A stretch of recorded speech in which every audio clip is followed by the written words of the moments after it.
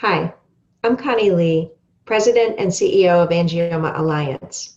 Recently, legislation called the CCM-CARE Act was introduced into the U.S. House and U.S. Senate. This is really exciting for us and an opportunity to advance awareness and funding for CCM research among legislators who have some control over how money is designated in the United States. What I'd like to do today is just share a couple minutes of how you can help in advancing this effort to get the CCM-CARE bill moved along and to use it as a way to get into congressional offices and let folks know what our needs are. I'm going to share my screen so you can understand a little bit better about how on our website you can get the information that you need. This is the home screen of Angioma Alliance. It's angioma.org. And you can see along here we have our news slider. And right up front here on the news slider is CCM-CARE Act of 2019 introduced. If you click on this, it will immediately lead you to a page that provides you with the information you will need to call your legislator. And again, calling is important. Writing emails, using their forms on their websites, they don't really get attention. So it seems a little bit intimidating, but please take the time to pick up the phone and actually contact voice to voice the legislative office. I can tell you that very likely you're going to have an intern answering the phone, a young person who would be happy to hear from you, happy to know a little bit more about the issues that concern the constituents in their representative's office. So I feel comfortable when you talk to them, and we actually provide you a script. So here, the CCM-CARE Act of 2019 is known as S 2010 in the Senate, and in the House it's known as HR 3573. If you click on these links, it will take you to full text of the legislation. Here, I'll do it for the S 2010. And you can see here, you could read the entire thing if you wanted to. Or, to make it easier, we've created a one-page summary of the legislation. And just to share a little bit about what it is, the legislation first attempts to increase knowledge of the illness itself by just describing what it is and who it affects and how important coming up with better treatments other than brain surgery or spinal surgery are. It also indicates that there are some places in the United States where the illness is more prevalent because of what are known as founder mutations. We know that in New Mexico, Texas, Arizona, and Colorado, we see more of the common Hispanic mutation.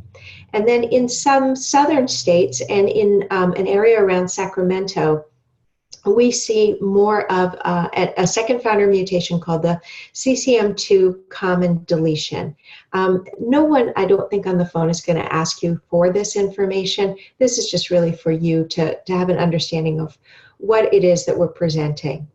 The legislation would asks that NIH increase the amount of research money that is being designated for CCM and also help us to build on our Center of Excellence network so that we have a really robust system of clinical centers that can both provide good care and also work together for drug trials. It asks the CDC part of government to do some surveillance to help us understand how many people really are in the United States that are affected by the illness. We don't know those numbers right now in any firm kind of way.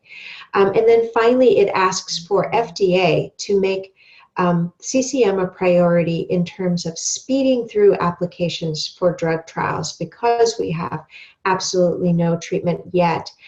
It's important for us to get to the front of the line rather than some other indications that are just looking for a slightly better medication treatment. We want our first.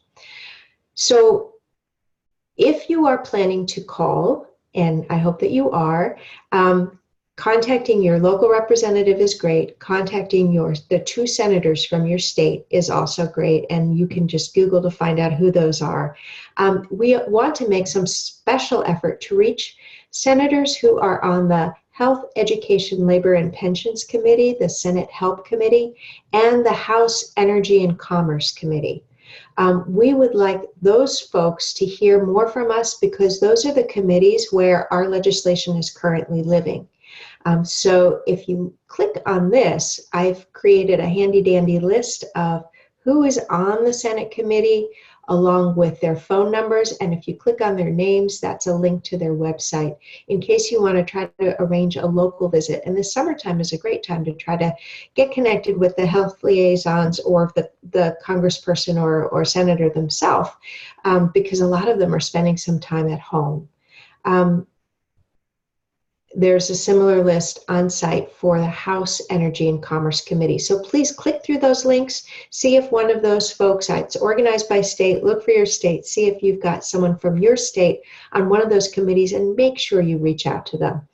And also we have states with active research programs. Those are states that have an investment. They have some skin in the game. They need to have more funding from legislation like ours. So it would be great for you to click through here to look at our what we list as our research facilities around the country and see if any of them are in your state. And then when you make the call, you can also say, well, you know, I live in California and research is being done at UCSD and at UCSF. And so this is not just important to our citizens, but it's also important to our institutions. And also on this page, we provide you with a script for a call.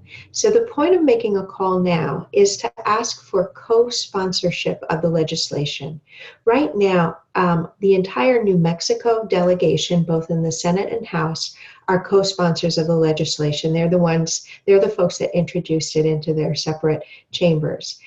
Now it's time for us to bring more co-sponsors in, and I have a script here that if you're calling the Washington office, you can use in order to talk to that intern that answers the phone and let them know what it is that you would like the congressperson or senator to do.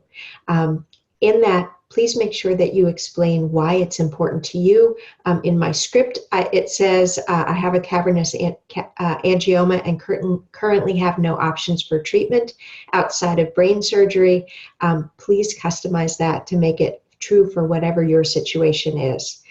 You can also use the second script in order to set up an appointment. Now, you don't need to see the congressperson or the senator themselves. You can, and that would be wonderful if you did. But really, the folks in the office that do the most in terms of recommending what actions the legislators should take are the health legislative aides. And it's fine to just make an appointment with the local health legislative aide, or if the legislative aide from Washington has come back home and is spending some time in the home office, that's also a fine person to make an appointment with.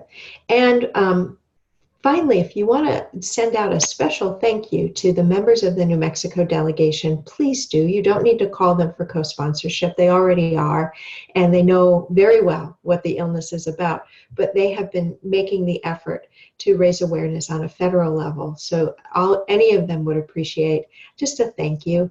And you can find their information again if you go back into the Senate well, if you Google them, but they're also on the Help Committee in the House Energy and Commerce Committee. So that's basically it. We are going to be asking you to do this over the summer, and this legislation will be alive and able to be pushed forward through the end of the session in 2020. So for the rest of this year and all of next year, we can continue to make calls, continue to ask for this legislation to be forwarded, to get more co-sponsors. And if nothing else, then we want to make sure that we use this legislation to raise awareness among the people that count in terms of having some control over the research dollars that are allocated. So thank you very much. I'm going to stop sharing now. Thank you very much for listening. And if you have any questions, or especially if you do manage to set up an appointment, please make sure that you reach out to us and let us know so that we can guide you a little bit as you're going through the meeting. The email address is info@angioma.org. And those emails do get through to me as well. So thanks, and I look forward to hearing about your legislative advocacy.